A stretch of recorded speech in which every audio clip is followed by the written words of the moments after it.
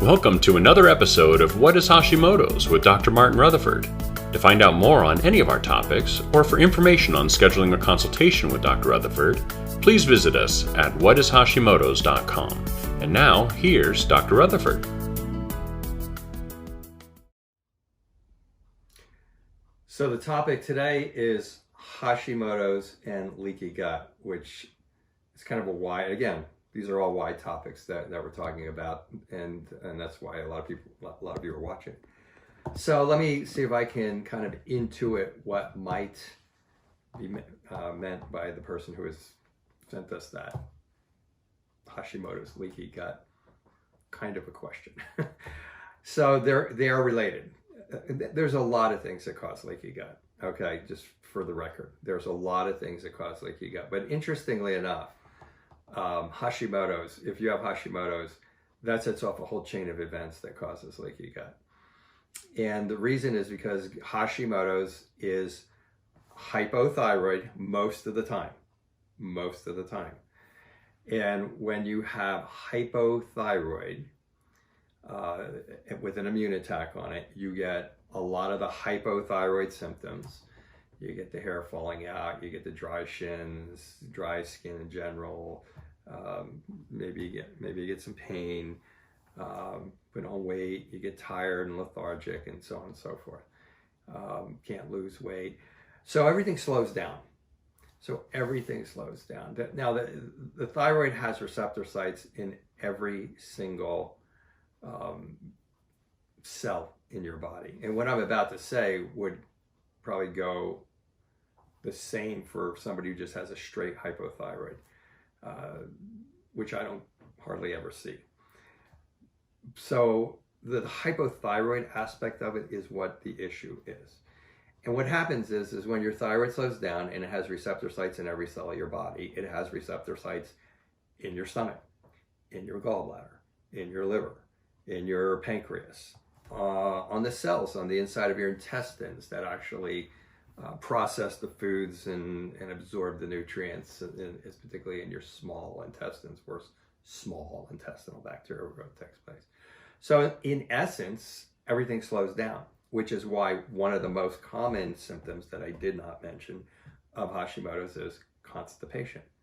And everything slows down. So the T3 that comes out, that is the end thyroid hormone that goes into your cells, is what creates energy. If you're not getting energy to your enteric nervous system, that's the nervous system on the inside of your, that's the second brain that maybe you've heard of, that controls your intestines, then your intestines aren't going to move.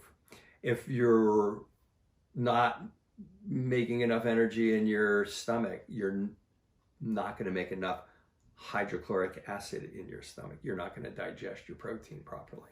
It's probably one of the two most common reasons for gallbladder problems, by the way, and for gallbladders coming out.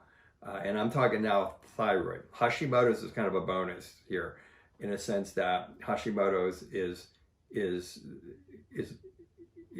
what caused probably the hypothyroid in the first place, but this is about the hypothyroid aspect of this condition slowing everything down. So your gallbladder starts not pumping as well because it's pumping slower. It gets a little sludge in it. It's not breaking down your bile. And most people go, oh, wow, what's not breaking down fats have to do it? Well, gallbladder does a lot more than that. Gallbladder also dampens inflammation in the intestines. Guess what? You get inflammation in the intestines, you're going to get leaky gut. And all down the line, if your pancreas stops working as well as it should, and it's not in the pathology, it's not like your pancreas gets sick, it just stops putting out as many digestive enzymes, but the pancreas also puts out inflammatory chemicals to keep inflammation down in there. So you have all that. Once all that starts to slow down, then the bacterial balance, which should be about 80-20 of like good to bad, starts to break down. You start to get this small intestinal bacterial overgrowth. Okay, and so that's really the main way that it is. Now, more specific to Hashimoto's, I would say this. Hashimoto's is closely related to celiac disease. It's called molecular mimicry. So basically you have metabolites in your thyroid that look exactly like metabolites inside of your digestive process in your intestines.